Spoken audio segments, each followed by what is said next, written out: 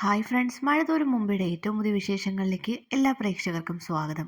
ഇത്രയും കാലം വൈജ കാണിച്ച അഹന്തയ്ക്കും അഹങ്കാരത്തിനുമുള്ളൊരു തിരിച്ചടിയായിട്ട് മനു നല്ലൊരു ഡോസ് തന്നെ കൊടുക്കാനട്ടോ. യഥാർത്ഥത്തിൽ അലീന ആരാണെന്നുള്ള സത്യം രോഹിത്തിനോടും ബബിതയോടും വെട്ടിത്തുറന്ന് പറയുകയാണ് നമ്മുടെ മനു. ഒരിക്കലും പ്രതീക്ഷിക്കാത്ത തലക്കേറ്റ അടി പോലെയാണ് വൈജയന്തി അതിനെ നേരിടുന്നത്. എന്തായാലും അതിൻ്റെ ഡീറ്റെയിൽഡ് ആയിട്ടുള്ള വിശേഷങ്ങളിലേക്ക് നമുക്ക് പോകാം. തുടക്കത്തിൽ തന്നെ കാണിക്കുന്നത് ബാലചന്ദ്രൻ അലീനയെ സ്റ്റാൻലിയുടെ വീട്ടിലേക്ക് എത്തിക്കുന്നതാണ്. അവിടെ ചെല്ലും മുമ്പ് തന്നെ സ്റ്റാൻലി തൻ്റെ പപ്പയാണെന്നുള്ള സത്യം അലീന തിരിച്ചറിയുന്നുണ്ട്. തൻ്റെ മകളെ സ്വീകരിക്കാനായിട്ടാണ് അവിടെ സ്റ്റാൻലിയും നിൽക്കുന്നത്. എന്തായാലും തുടക്കത്തിലെ ചില പ്രശ്നങ്ങളൊക്കെ ഉണ്ടെങ്കിലും പരസ്പരം പിന്നീട് അവർ നല്ല പോലെ സ്നേഹത്തിൽ തന്നെ മുന്നോട്ട് പോവുകയാണ്. പക്ഷേ കുടുംബത്തിനകത്ത് ചെറിയ പൊട്ടിത്തെറികളെല്ലാം ഉണ്ടാകുന്നുണ്ട്. ഔതക്കുട്ടിച്ചായൻ വരുന്നുണ്ട് അലീനയെ കാണാൻ.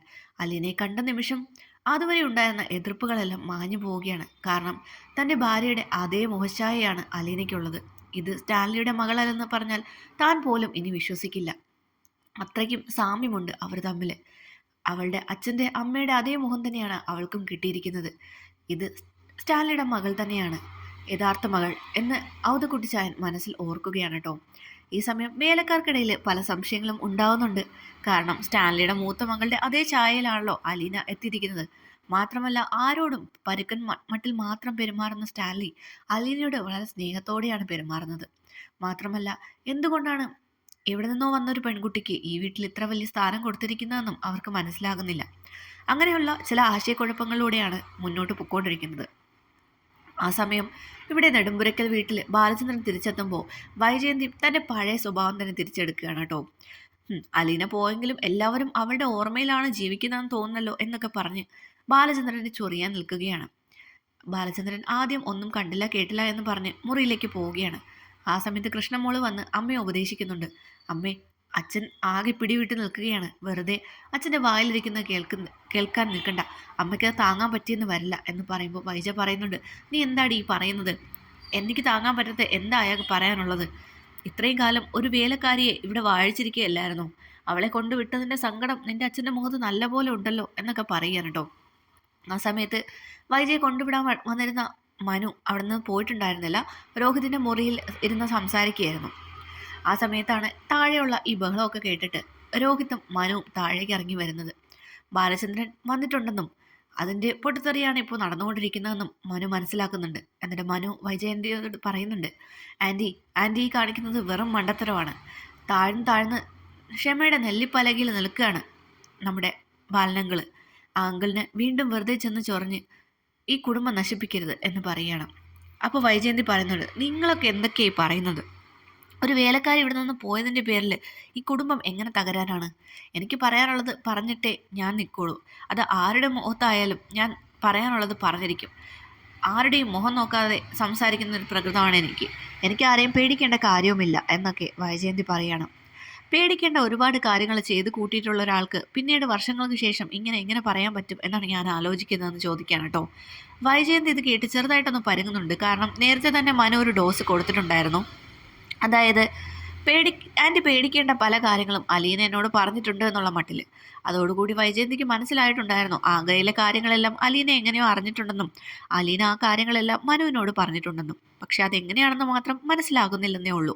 പക്ഷേ മനു ആ കാര്യങ്ങളെല്ലാം വെട്ടിത്തുറന്ന് പറയുമെന്ന് വൈജയന്തി ഒരിക്കലും പ്രതീക്ഷിക്കുന്നില്ല. മനു ആകെ ദേഷ്യം പിടിച്ചു നിൽക്കുകയായിരുന്നല്ലോ. അലീനയെ ഒരുപാട് ദ്രോഹിച്ചാണ് ഇവിടെ നിന്ന് ഇറക്കി വിട്ടിരിക്കുന്നത്.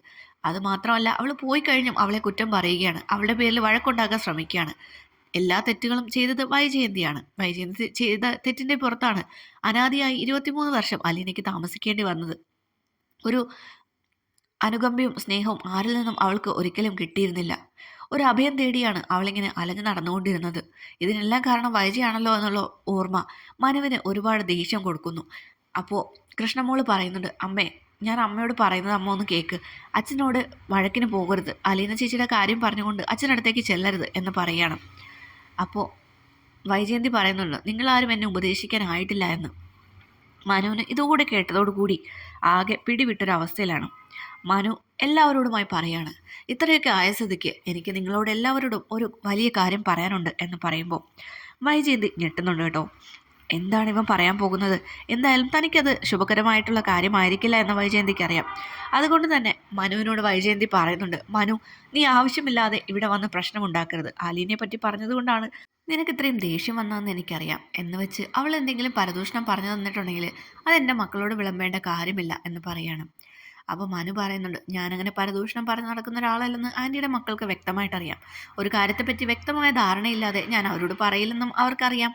അതുകൊണ്ട് ആൻറ്റി അതൊന്നും ഓർത്ത് വിഷമിക്കേണ്ട. എന്തായാലും ഈ ഒരു വീട്ടിൽ ഇനിയും പ്രശ്നങ്ങൾ ഉണ്ടാവാതിരിക്കണമെങ്കിൽ ഈ ഒരു ഡോസ് കൂടെ ഇവിടെ തന്നിട്ട് പോകുന്നതായിരിക്കും നല്ലതെന്നാണ് എനിക്ക് തോന്നുന്നത് എന്ന് പറഞ്ഞിട്ട് ബബിയോടും രോഹിയോടും നോക്കിയിട്ട് മനു പറയണം, നിങ്ങൾ ഇത്രയും സ്നേഹിക്കുന്ന ആ അലീനയുണ്ടല്ലോ, നിങ്ങളെ തെറ്റുകളിൽ നിന്ന് നേർവഴിയിലേക്ക് നയിച്ച, നിങ്ങളുടെ ജീവിതം രക്ഷപ്പെടുത്തി കയ്യിൽ പിടിപ്പിച്ച് തന്ന അലീന, അവൾ ഇവിടെ നിന്ന് പോയതിൽ നിങ്ങൾ ഒരുപാട് വിഷമിക്കുന്നുണ്ട്. ഒരു വേലക്കാരിയായി വന്നിട്ട് നിങ്ങളുടെ മനസ്സിൽ സ്ഥാനം പിടിച്ചവളാണ് അവൾ. പക്ഷേ യഥാർത്ഥത്തിൽ അവൾ ആരാണെന്ന് നിങ്ങൾക്കറിയോ? നിങ്ങളും അവളുമായിട്ട് ഒരു ബന്ധമുണ്ട്. അപ്പോൾ ഇത് കേൾക്കുമ്പോൾ ബബിത ചോദിക്കുകയാണ്, എന്താ മനുവേട്ട ഈ പറഞ്ഞു വരുന്നത് എന്ന് ചോദിക്കുമ്പോൾ മനു പറയുന്നുണ്ട്, അതെ, വെറും ബന്ധമല്ല, രക്തബന്ധം എന്ന് പറയാണ്. ഇത് കേട്ടിട്ട് കൃഷ്ണ ഞെട്ടുന്നുണ്ട് കേട്ടോ. മനുവേട്ടൻ ഇപ്പോൾ എല്ലാ കാര്യങ്ങളും പറയാൻ പോവുകയാണെന്ന് അവൾക്ക് മനസ്സിലായി. അത് കേൾക്കുമ്പോൾ ഒന്നും മനസ്സിലാകാതെ നിൽക്കുകയാണ് വൈജയന്തി. രക്തബന്ധമോ? ആ വേലക്കാരിയുമായിട്ട് എൻ്റെ മക്കൾക്ക് എങ്ങനെ രക്തബന്ധം ഉണ്ടെന്നാണ് നീ പറയുന്നത് എന്ന് മനുവിനോട് ചോദിക്കുകയാണ്. അപ്പോൾ മനു പറയുന്നുണ്ട്, ബാലനങ്ങളുമായിട്ടുള്ള വിവാഹത്തിന് മുമ്പ് ആൻറ്റി മറ്റൊരാളുമായി സ്നേഹത്തിലായിരുന്നെന്നും അയാളുമായിട്ട് വാടക വീടെടുത്ത് താമസിച്ചിട്ടുണ്ടെന്നുമൊക്കെയുള്ള കാര്യങ്ങൾ എനിക്കറിയാം. അത് ആൻറ്റി മറന്നിട്ടില്ലല്ലോ അല്ലേ എന്ന് ചോദിക്കാൻ കേട്ടോ. ഇടിവെട്ടേറ്റതുപോലെ വൈജയന്തി നിൽക്കുകയാണ്. കാരണം സ്വന്തം മക്കളുടെ മുന്നിൽ വെച്ച് ഈ ഒരു കാര്യം വെട്ടിത്തുറന്ന് മനു പറഞ്ഞപ്പോൾ അവൾക്ക് എന്ത് ചെയ്യണമെന്ന് അറിയാൻ പറ്റുന്നില്ല. എങ്കിലും വൈജയുടെ സ്വഭാവത്തിൽ ആ ഒരു കാര്യം നിഷേധിക്കുകയാണ്. നീ എന്തൊക്കെയാ പറയുന്നത്? അനാവശ്യം പറയരുത്. എൻ്റെ മക്കളുടെ മുന്നിൽ വെച്ച് എന്നെ ഒരു വൃത്തികെട്ട സ്ത്രീയായിട്ട് ചിത്രീകരിക്കാനാണോ നിന്നെ അലീന പഠിപ്പിച്ചിട്ട് പോയത് എന്ന് ചോദിക്കുകയാണ്. അങ്ങനെ ചിത്രീകരിക്കേണ്ട ആവശ്യമൊന്നുമല്ല. മറ്റൊരു ബന്ധം ഉണ്ടായിരുന്നെന്നും അയാളോടൊപ്പം കുറേ നാൾ താമസിച്ചിട്ടുണ്ടെന്നുമുള്ള കാര്യങ്ങളും അയാളിൽ നിന്ന് ഗർഭിണിയായെന്നും ഒരു കുഞ്ഞിനെ പ്രസവിച്ചു എന്നുള്ള കാര്യങ്ങളും വരെ മറച്ചു വെച്ചിട്ടാണ് ബാലനങ്ങളെ ആൻറ്റി വിവാഹം കഴിച്ചതെന്നുള്ള കാര്യമൊക്കെ എനിക്കറിയാം. അത് ഒരു കള്ളത്തരവുമല്ല, ഒരു പരദൂഷണവുമല്ല. അതിന് വ്യക്തമായ തെളിവുകളും സാക്ഷികളുമുണ്ട്. ഇന്നും അതറിയാവുന്ന ഒരുപാട് പേര് ജീവിച്ചിരിപ്പുണ്ട് എന്ന് പറയണം. ഇത് കേട്ട് എല്ലാവരും ഞെട്ടുകയാണ് കേട്ടോ. അമ്മയ്ക്ക് വിവാഹത്തിന് മുമ്പ് മറ്റൊരു ബന്ധവും അതിലൊരു കുട്ടിയുണ്ടോ? എന്തൊക്കെയാ മനുവേട്ട ഈ പറയുന്നത് എന്ന് ചോദിക്കുകയാണ് നമ്മുടെ ബബിതയും രോഹിത്തും. അപ്പോൾ മനു പറയുന്നുണ്ട്, അങ്ങനെ ഒരു സംഭവം ഉണ്ട്. അതില്ലാന്ന് എൻ്റെ മുന്നിൽ വെച്ച് ആൻറ്റിക്ക് നിഷേധിക്കാൻ പറ്റുമോ എന്ന് ചോദിക്കുകയാണ്. വൈജയന്തി ഇടിവെട്ടേറ്റതുപോലെ നിൽക്കുകയാണ്. ഒന്നും പറയാൻ സാധിക്കുന്നില്ല. ഇതൊക്കെ ഇവൻ എങ്ങനെ അറിഞ്ഞു? എൻ്റെ മക്കളുടെ മുഖത്ത് ഞാനിനി എങ്ങനെ നോക്കും എന്നൊക്കെയുള്ള ചിന്തയിലാണ് വൈജയന്തി തല കുനിച്ച് അവിടെ നിൽക്കുന്നത്. ഇനി മറ്റൊരു സത്യം കൂടി ഞാൻ പറയാം. അന്ന് ആ പെൺകുട്ടി, ഒരു പെൺകുട്ടിക്കാണ് നിങ്ങളുടെ അമ്മ ജന്മം കൊടുത്തത്. പക്ഷേ ആ പെൺകുട്ടി മരിച്ചു പോയെന്നാണ് നിൻ്റെ അമ്മയോട് എല്ലാവരും പറഞ്ഞിട്ടുണ്ടായിരുന്നത്. പക്ഷേ യഥാർത്ഥത്തിൽ ആ പെൺകുട്ടി മരിച്ചിട്ടുണ്ടായിരുന്നില്ല. അവളെ നിങ്ങളുടെ അപ്പൂപ്പൻ ഒരു ഓർഫനേജിലാക്കുകയാണ് ചെയ്തത്. വർഷങ്ങൾക്ക് ശേഷം ആ ഓർഫനേജ് പ്രവർത്തനം നിർത്തിയപ്പോൾ അവിടെ നിന്ന് നിങ്ങളുടെ വീട്ടിലേക്ക് ആ പെൺകുട്ടിയെ അവർ കൊണ്ടുവന്നു. ആ കുട്ടിയാണ് അലീന, നിങ്ങളുടെ സ്വന്തം ചേച്ചി. ഭൂമി പിളർന്ന് താഴേക്ക് പോകുന്നത് പോലെ വൈജയന്തിക്ക് തോന്നി.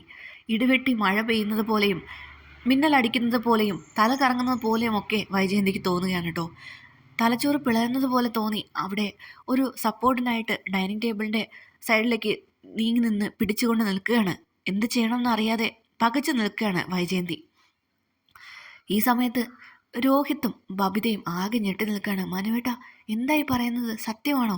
അലീന നമ്മുടെ സ്വന്തം ചേച്ചിയായിരുന്നോ എന്നൊക്കെ ചോദിക്കുകയാണ്. അപ്പം മനു പറയുന്നുണ്ട്, അതെ, ആയിരുന്നു എന്ന് മാത്രമല്ല, ഈ കാര്യങ്ങളെല്ലാം അലീനയ്ക്ക് അറിയാമായിരുന്നു. അലീന ഈ കാര്യങ്ങളെല്ലാം ഇവിടെ ഒരാളോട് മാത്രമേ പറഞ്ഞിട്ടുള്ളൂ, അത് കൃഷ്ണമോളോടാണ്. പക്ഷെ ആരും ഒന്നും പറയാതെ എല്ലാം മനസ്സിലാക്കിയ മറ്റൊരാൾ കൂടിയുണ്ട് ഈ വീട്ടിൽ. അതാരാണെന്ന് അറിയണ്ടേ? നിങ്ങളുടെ അച്ഛൻ ബാലചന്ദ്രൻ. ഇത് കേൾക്കുന്നതോടുകൂടി വൈജയന്തിക്ക് എങ്ങനെയെങ്കിലും മരിച്ചാൽ മതി ആ നിമിഷം എന്ന് തോന്നുകയാണ്.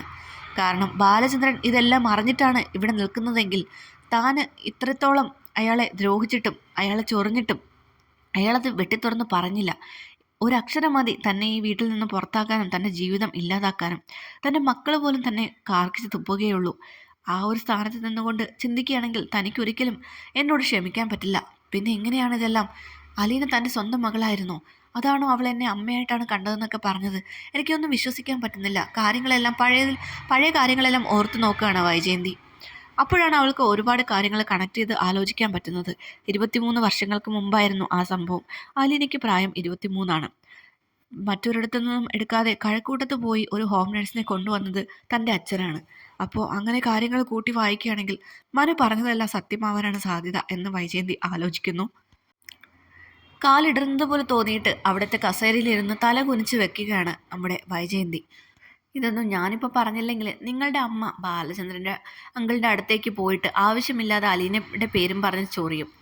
അത് കാരണം അങ്കിളിന് ഇപ്പോഴത്തെ സമനില തെറ്റിയിട്ട് എല്ലാം വെട്ടിത്തുറന്ന് പറയുകയും വൈജയന്തിയെ ഇവിടെ നിന്ന് അടിച്ചിറക്കുകയും ചെയ്യും. അത് വൈജയന്തി ഒന്ന് ഓർത്തിരുന്ന നല്ലതാ. അതുകൊണ്ട് ഞാനൊരു മുന്നറിയിപ്പ് പോലെ ഇതെല്ലാം പറഞ്ഞതേ ഉള്ളൂ എന്ന് പറഞ്ഞിട്ട് മനു അവിടെ നിന്ന് പോവാണ് കേട്ടോ. ഒരു ആത്മസംതൃപ്തിയോടു കൂടിയാണ് മനു അവിടെ നിന്ന് പോകുന്നത്. ഒരുപാട് നാളായിട്ട് വൈജയന്തിക്ക് നല്ലൊരു ഡോസ് കൊടുക്കണമെന്ന് തന്നെ തീരുമാനിച്ചിരുന്നതാണ്. ഇത് തന്നെയായിരുന്നു അതിൻ്റെ പറ്റിയ സമയം. ഈ ഒരു കുടുംബം നല്ല രീതിയിൽ മുന്നോട്ട് പോകാനാണ് അലീന ഇവിടെ നിന്ന് പോയത്. ആ കാര്യം ആൻറ്റിയുടെ ഈ ഒരു സ്വഭാവത്തിൽ വെച്ച് നടക്കില്ല. ഈ ഒരു കാര്യം അറിഞ്ഞതുകൊണ്ട് എന്തായാലും ഇനി പഴയ അഹങ്കാരം കാണിക്കില്ല. അതുകൊണ്ട് ഈ കുടുംബം നല്ല രീതിയിൽ തന്നെ മുന്നോട്ട് പോകും എന്നുള്ള വിശ്വാസത്തിൽ മനു അവിടെ നിന്ന് പോവാണ്. മക്കളെ ഫേസ് ചെയ്യാൻ പറ്റാതെ തല കുനിച്ച് ഇരിക്കുകയാണ് വൈജയന്തി. എന്തായാലും മഴ തോരും മുമ്പയുടെ ഏറ്റവും പുതിയ വിശേഷങ്ങൾക്കായിട്ട് ഈ ചാനൽ സബ്സ്ക്രൈബ് ചെയ്യൂ. മറ്റൊരു വീഡിയോയുമായി നമുക്ക് വീണ്ടും കാണാം. അതുവരേക്കും ടേക്ക് കെയർ, ബൈ.